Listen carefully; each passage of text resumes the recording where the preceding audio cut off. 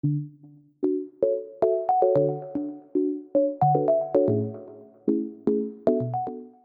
buenas tardes a todos. Un año más venimos a presentar las perspectivas económicas del 2025, donde los próximos 10 minutos compartiremos con nuestros principales expertos, como es Sonsoles Castillo, Rafael Domènech y Álvaro Manteca, un debate donde ahondaremos en estos retos del año, para más adelante pasar a una breve entrevista de Álvaro Manteca, que realizará al estratega de inversión responsable de Franklin Templeton, Kim Katechis, para abordar los retos de la geopolítica. Y sin más dilación, empezamos hablando de crecimiento económico, Álvaro. Sí, pues me parece muy bien. Abro el debate hablando de crecimiento económico. En general, pues parece que nos espera un año 2025 razonablemente continuista con respecto al año 2024. Un año en el cual se mantendrá sólido el crecimiento económico mundial y también, por otra parte, pues las tasas de inflación irán poquito a poco convergiendo hacia los objetivos de los bancos centrales. No sé si estás de acuerdo con esa visión, Rafa. Así es, Álvaro. Nuestras previsiones apuntan a que el crecimiento mundial va a quedar por encima del 3% este año. Vamos a tener que estar atentos a la geopolítica, a la fragmentación del comercio internacional, también, ¿no?, a las medidas de la nueva administración Trump o incluso a la situación de deuda y el margen fiscal de algunos países. En cualquier caso, la situación va a ser muy heterogénea entre economías. Por un lado, las economías emergentes pues van a venir lideradas por China, creciendo ligeramente por encima del 4% y sobre todo por la India, más de un 6%, y también heterogeneidad entre las economías avanzadas, ¿no? En Estados Unidos, muy condicionado a corto plazo por unas expectativas que se han generado, que están tirando del consumo de los hogares y de la inversión de las empresas, a pesar, ¿no?, de los riesgos que algunas de las medidas de Trump, aranceles e inmigración pueda tener sobre el crecimiento a medio y a largo plazo. Y en el otro extremo, la eurozona creciendo por debajo del potencial. ¿No te parece, Sonsoles? Eso es. Europa está en una situación cíclica bastante débil, que se suma a debilidades estructurales que tiene también buena parte de las economías de la zona euro, y así pues no cabe esperar para este año que Europa crezca mucho más allá del 1%, prácticamente repitiendo el 0,8% que hemos visto en el pasado año 2024. Aquí, en cualquier caso, estamos hablando de crecimiento de la zona euro, pero es importante destacar también que hay, como comentabas, a nivel global, una heterogeneidad importante, y es que dentro de la zona euro vamos a tener economías como la alemana, que ya este año pasado ha registrado ligeras tasas de crecimiento negativo y que este año apenas se espera que registre un crecimiento positivo, frente a economías como España, que está registrando tasas de crecimiento en el entorno de 2,5–3%, ¿no? Muy bien, pues si os parece pasamos al capítulo de inflación. Sonsoles, una inflación que nos ha acompañado en el 23, en el 24 y que parecía que nos íbamos a librar este año 25, pero bueno, con la llegada, ¿no?, el aterrizaje de la administración Trump, parece que seguimos teniendo retos y riesgos de inflación para este año, ¿no? Seguiremos hablando de inflación seguramente, sí, efectivamente. Y eso básicamente, bueno, primero recordemos que la inflación ahora mismo en la economía americana, por ejemplo, no la tenemos todavía en el objetivo del Banco Central, sino que tenemos una inflación por encima de ese objetivo del 2%, estamos hablando del 2,9%, con inflaciones en algunos componentes de la cesta, como servicios, con un peso muy importante, que está en tasas de crecimiento los precios del 4%, con lo cual el punto de partida no es el mejor. Pero es que lo más relevante, como bien comentas, es las medidas que pueda adoptar la administración Trump. Y ahí, si nos atenemos a los anuncios que se han hecho en campaña, pues estamos hablando de 3 tipos de medidas que pueden tener potencialmente efectos inflacionistas en la economía americana y con potencial efecto arrastre a nivel global. Hablamos de políticas arancelarias, de políticas migratorias, que en caso de que se produjesen las deportaciones masivas de las que se está hablando, no creemos que es el escenario central, podría llevar a un tensionamiento del mercado de trabajo americano y el consiguiente aumento de salarios. Y luego está la tercera de las medidas, que es una potencial expansión fiscal en Estados Unidos, ¿no? Con lo cual eso nos va a obligar a estar atentos a la inflación en Estados Unidos. Sí. Bueno, y sin embargo, las dinámicas de desinflación pues parecen ser mucho más nítidas en Europa, ¿no, Rafa? Claro, en la eurozona nuestras previsiones apuntan a que a finales de año podríamos tener ya una inflación por debajo del objetivo del Banco Central Europeo, ¿no? Y esto debido a que esa situación de debilidad económica pues, está propiciando que el crecimiento de la eurozona esté por debajo de su potencial. Es cierto que vemos todavía persistencia en la inflación de servicios, pero por el contrario también las alzas salariales están muy contenidas y son consistentes con lo que es el objetivo del Banco Central Europeo y por lo tanto esto debería condicionar su política. Bueno, pues ya que lo mencionas, Rafa, yo creo que ya que hemos hablado de crecimiento y hemos hablado de inflación, pues ahora es obligado a hablar de política monetaria y de bancos centrales, ¿no? Pues sí, yo creo que parece claro que esas divergencias que hemos apuntado por el lado de crecimiento económico, con ese diferencial positivo a favor de Estados Unidos, y también esas diferencias por el lado de inflación, pues la pregunta es obligada, ¿no? ¿Vamos a tener un año 2025 con divergencias de política monetaria? Parece que sí, ¿no, Rafa? Sobre todo la primera parte. Bueno, por parte del banco, por parte de la Reserva Federal, claramente va a actuar con mucha cautela, ¿no? Precisamente porque los riesgos son de unas tasas de inflación más elevadas, ¿no? De hecho, las expectativas en los mercados así lo reflejan, ¿no? Nosotros prevemos que como mucho haya 2 bajadas de 25 puntos básicos y los tipos de interés se sitúen en el 4%. Pero esta actuación por parte de la Reserva Federal va a ser muy distinta a la del Banco Central Europeo, ¿no? Eso es lo que cabe esperar, ¿no? En Europa el Banco Central Europeo debería de tener margen para hacer más bajadas de tipos de interés con una situación cíclica más débil y con una menor preocupación por la inflación, ¿no? De hecho, nuestras previsiones apuntan a que los tipos de interés en la zona euro bien podrían irse a la zona del 2% de aquí a mediados de año, ¿no? En junio. Bueno, y entrando ya en el capítulo de mercados financieros, parece claro que estas expectativas de crecimiento y de inflación pues van a condicionar el devenir de los mercados financieros, ¿no, Álvaro? Yo creo que a priori el 25 se parece un año continuista respecto al 24. Deberíamos de tener un buen desempeño de los activos de riesgo, bolsas y renta variable, pero ¿qué podemos esperar de la renta variable? Bueno, pues efectivamente, yo creo que en la medida en la que el crecimiento económico se mantiene sólido a nivel mundial, pues oye, tenemos los ingredientes adecuados para esperar pues, que la renta variable pues, va a tener un buen comportamiento, un buen desempeño en el año 25, pero también me gustaría destacar las divergencias que hay entre geografías, porque obviamente en Estados Unidos, con esa tasa de crecimiento mayor que nos ha comentado Rafa, pues hay margen para que los mercados de renta variable se vuelvan a comportar un año más con mayor solidez en Estados Unidos que en Europa, pues que se ve lastrada pues, con un comportamiento cíclico pues, un poquito más complicado. Vamos, que Europa a priori no parte como una región favorita, pero sí que es verdad que ya lo hemos visto en el pasado, ¿no? Que a pesar de que el año 25 no es la región donde los inversores van a poner el foco, sí que podríamos ver en algún momento catalizadores positivos, ¿no? Que podrían hacer despertar ese apetito inversor por Europa, ¿no? Sin duda, yo diría que entre los más evidentes pues es una mejora en la situación en Ucrania, en la geopolítica en general, y por otra parte, pues también que esa bajada de tipos del Banco Central Europeo y potenciales ventajas que podemos tener desde un punto de vista político, que es la prima de riesgo política en Francia y en Alemania, se modere, pues eso podría tener también un impacto positivo. Más viendo desde donde partimos, ¿no? De valoraciones más atractivas. Eso es. Bueno, pues si os parece, hablamos ya de renta fija, Sonsoles.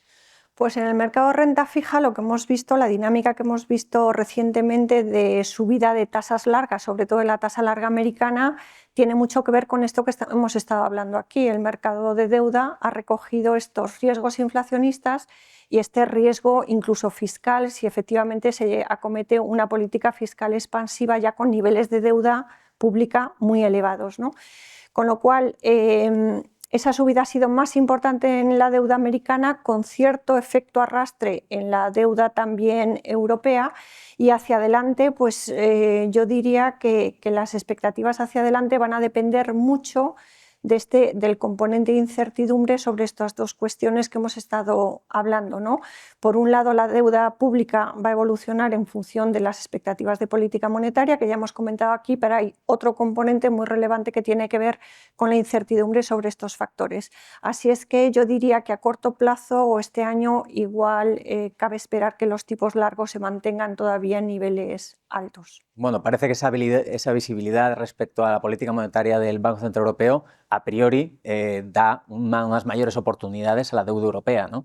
Sin duda, pero eso que dice Sonsoles es muy importante porque eso implica que probablemente los tramos largos de la curva de tipos se mantengan altos por esas incertidumbres inflacionistas y fiscales que ha comentado Sonsoles y, sin embargo, los efectos del Banco Central Europeo y esas bajadas de tipos que esperamos se vean mucho más claramente reflejadas en los tramos cortos y medios de la curva, que es donde pensamos que hay más valor para el año 2025.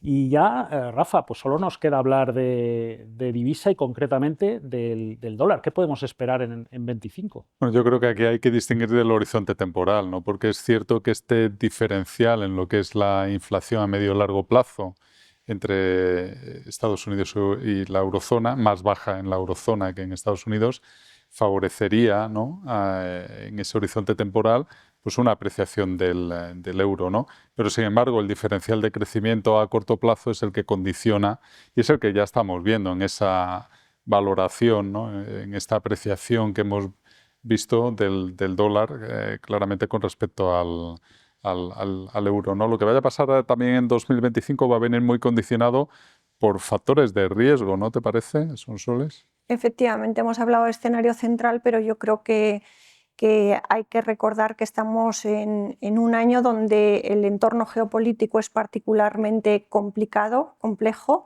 y además estamos a la espera de las decisiones que tome la nueva administración, sobre todo en materia arancelaria, ¿no? Unas medidas que pueden tener, dependiendo de la respuesta de terceros países, si hay o no represalias, pues pueden tener efectos muy negativos a nivel global. Así es que yo creo que conviene recordar que estamos en un año donde hay que vigilar los riesgos.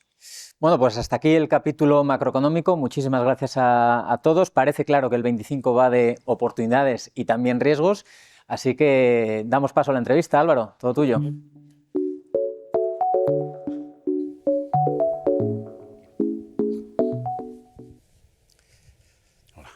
¿Qué tal, Kim? Muchas gracias. Un placer tenerte aquí con todos nosotros. ¿Qué tal el viaje? El viaje bien. Bien, bueno. Todo bien, gracias. El placer es mío estar aquí, muchas gracias. Pues vamos, si te parece, a hablar del año 25, ¿no?, que se presenta fascinante desde un punto de vista geopolítico, ¿no?, con la llegada a la oficina de Donald Trump. Y bueno, pues me gustaría que, si me pudieras anticipar, pues cuáles son los factores más relevantes que piensas que debemos mirar para 25. Claro, yo creo que, para empezar, estamos en un momento donde vamos a ver una serie de desregulaciones, de una escalada de la primacía de los Estados Unidos, tanto económicamente como geopolíticamente, y vamos a ver cómo incluso la economía mundial se va a empezar a deshacer un poco en términos regionales más que globales, como hemos acostumbrado a ver. Y en este proceso, pues yo creo que hay que tener en cuenta para los inversores que esta, vamos a ponerlo, disminución de la fuerza de los reguladores, sobre todo en tecnología, hablo principalmente de Estados Unidos, esto puede ser bueno para ciertos sectores, para otros no tanto, porque faltará la protección antimonopolios, etc.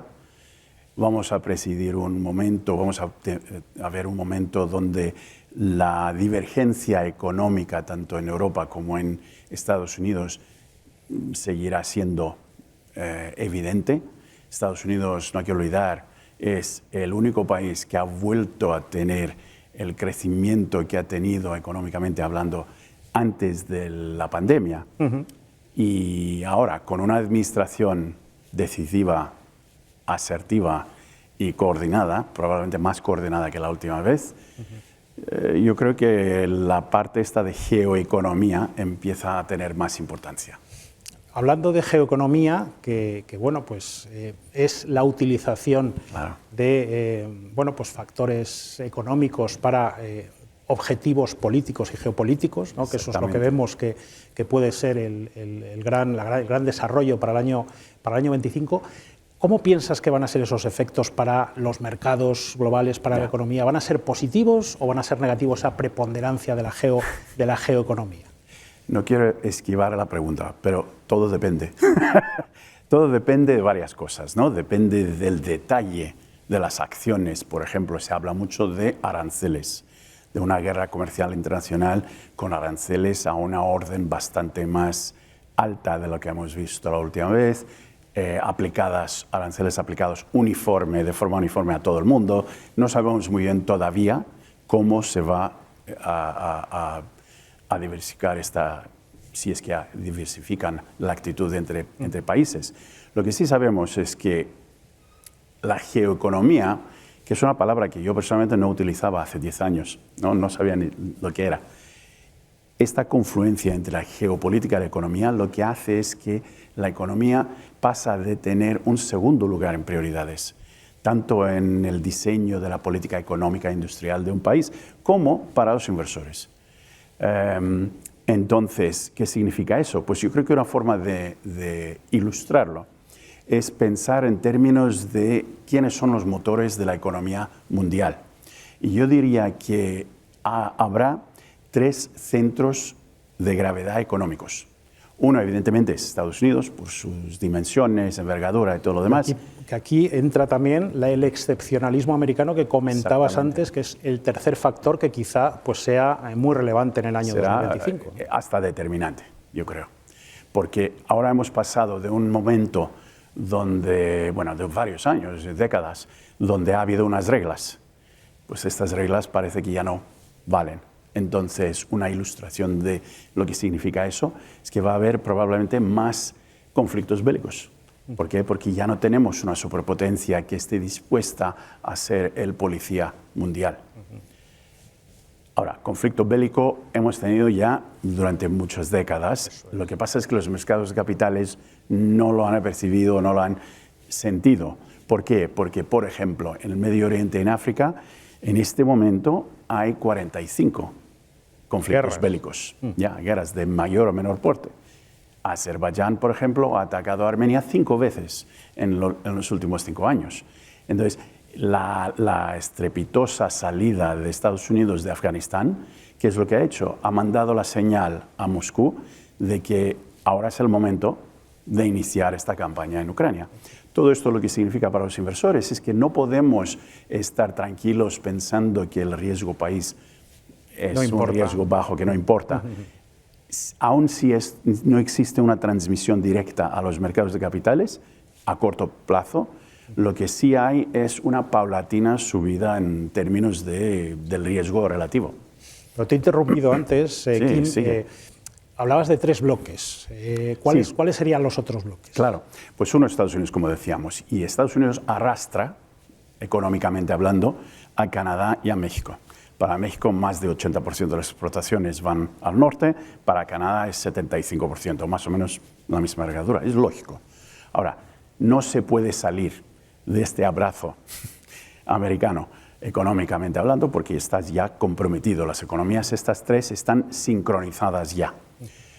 Pero ahí junto van también Corea del Sur, van Japón, más por razones geopolíticas. Taiwán probablemente Taiwán también, más por razones geopolíticos que comerciales, aunque Estados Unidos sigue siendo un mercado grande. El segundo centro, evidentemente, a nivel de centro de gravedad económica, será China. Y China está claro, está obvio por qué. Ahora, China arrastra con ella los 120, 125 países de la ruta de seda.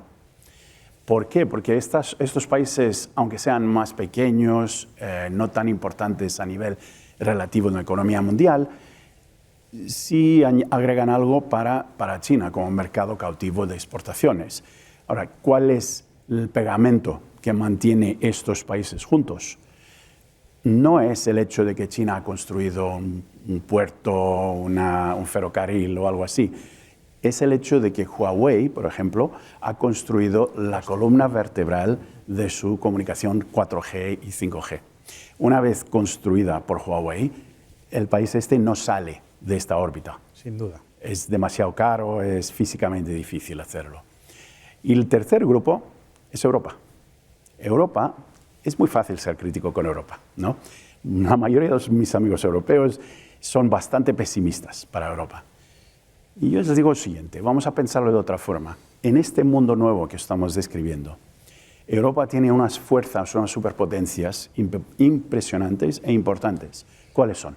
Lo primero, es el mercado de consumo más grande del mundo. Como consecuencia, si tú eres un fabricante de un país tercero, tendrás interés en vender allí.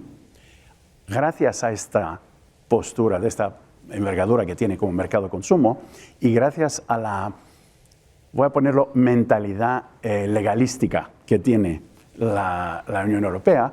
Regulatoria. Claro, eso, exactamente, regulatoria. Lo que pasa es que la Unión Europea se ha convertido en el maestro de las especificaciones de todos los bienes y servicios que están comercializados en el mundo. Entonces, si yo soy, por ejemplo, un fabricante en Sudáfrica y quiero vender en Estados Unidos y en Europa, me interesa acoplarme a las reglas europeas. Que son más duras y, por lo tanto... Correcto, equivalen en los dos países. Correcto. La otra superpotencia que tiene Europa es que está muy avanzada, relativa a las otras dos, en términos de adoptación de la energía verde y renovable. Entonces, ¿qué significa eso? Pues hemos tenido ya ejemplos en este último año, el 24, ha habido semanas donde el precio de electricidad al por mayor en Alemania, en Holanda y en Dinamarca, etcétera, ha sido negativo.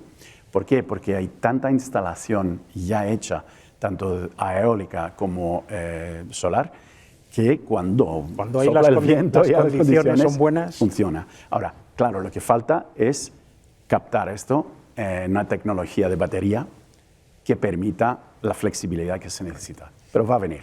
Y los aranceles, ese es el gran problema que tenemos en Europa este año, ¿no? Claro. En todo el mundo. Primero porque no sabemos cómo se va a desarrollar esto. Yo creo que muy pronto vamos a empezar a escuchar un discurso bastante punitivo, agresivo, con cifras muy grandes.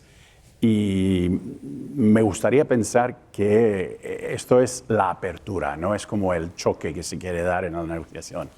Y que probablemente terminaremos con unos aranceles menores. Ahora, está clarísimo que existen dos puntos, dos líneas rojas para la administración Trump. Una es aranceles y la otra es inmigración. Ahora, volvemos a los aranceles. Europa, ¿cuál es la sensibilidad de Europa?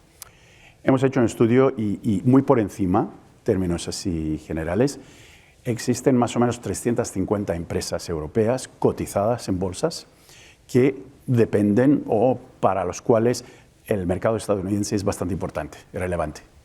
Entonces, entre todas esas empresas, un 26% de sus ingresos... de sus ingresos, sí, claro, vienen de Estados Unidos. Vienen de Estados Unidos, exactamente. Ahora, todo depende del detalle de cómo está escrito esta ley de aranceles. La última vez solo se pusieron aranceles en los bienes comerciados.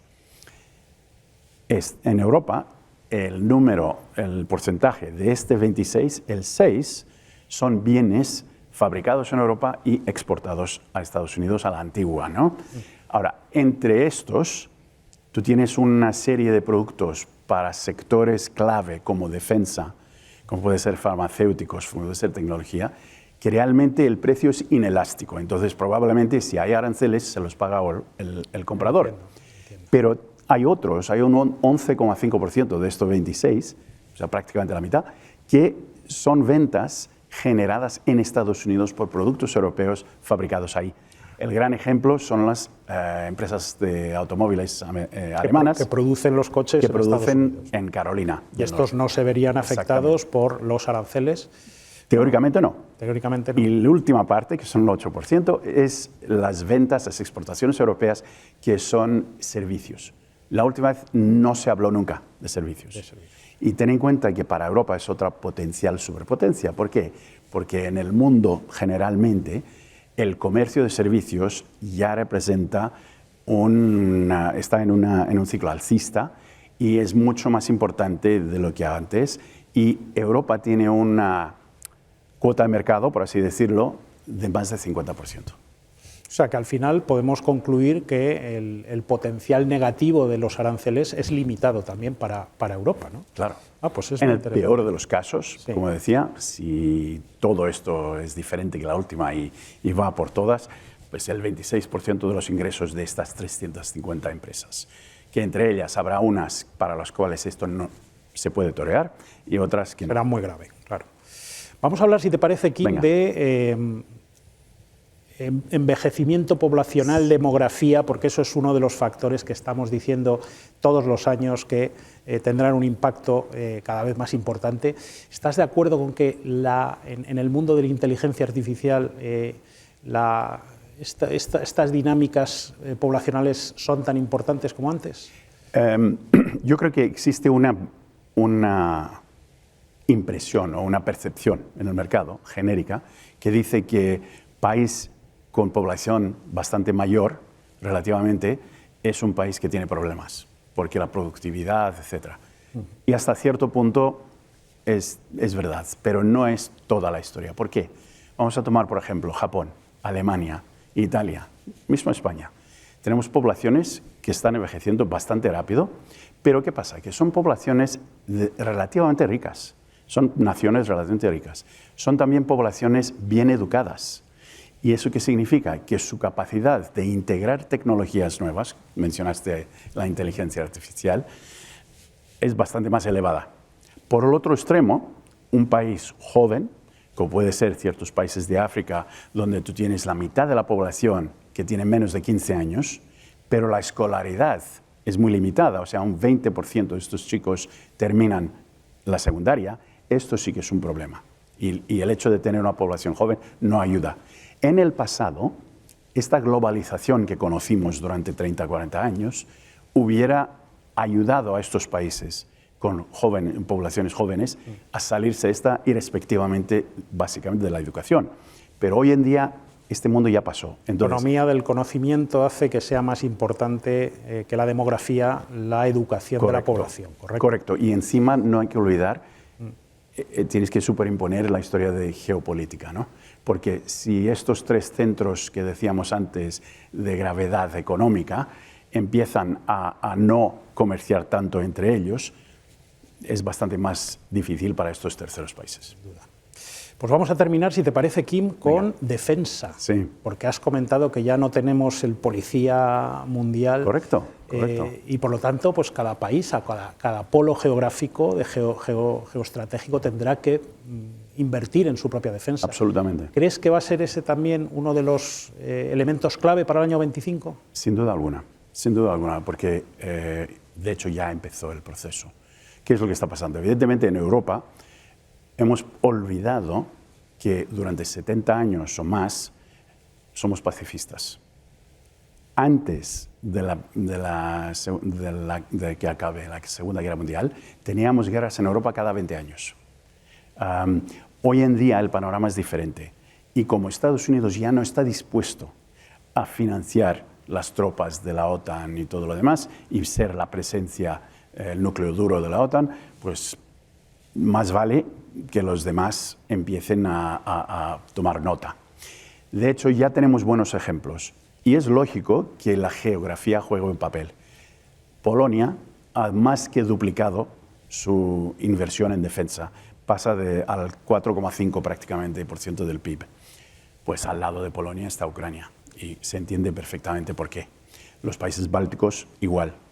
Entonces, yo creo que uno de los puntos que va a presionar Trump va a ser exactamente esta.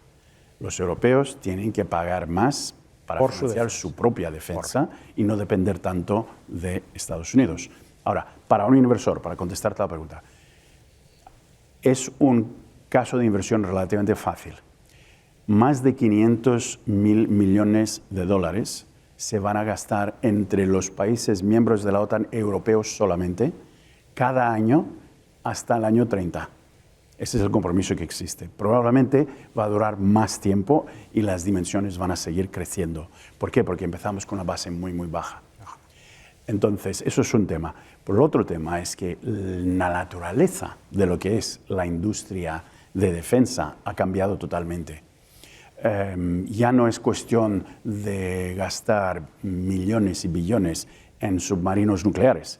Es cuestión de preparar el ejército para funcionar con robots o drones relativamente baratos. Entonces, hemos visto ya en juego, tanto en Ucrania como en Gaza.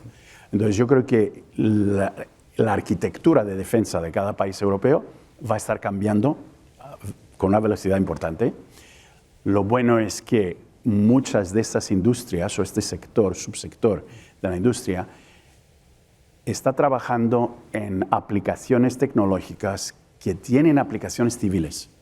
Con lo cual, para un inversor, es como pensar, estoy invirtiendo en la guerra, doble, sí, que no solo en la por qué guerra, ser. estoy invirtiendo en doble uso. Eso es. Tecnología. Estoy invirtiendo en tecnología de doble uso. Que tendrá sus aplicaciones también en el ámbito civil y la economía. Absolutamente. Kim, pues ha sido muy interesante la charla y te agradezco de nuevo tu presencia y bueno, pues vamos con el año 2025. Venga, muchas gracias.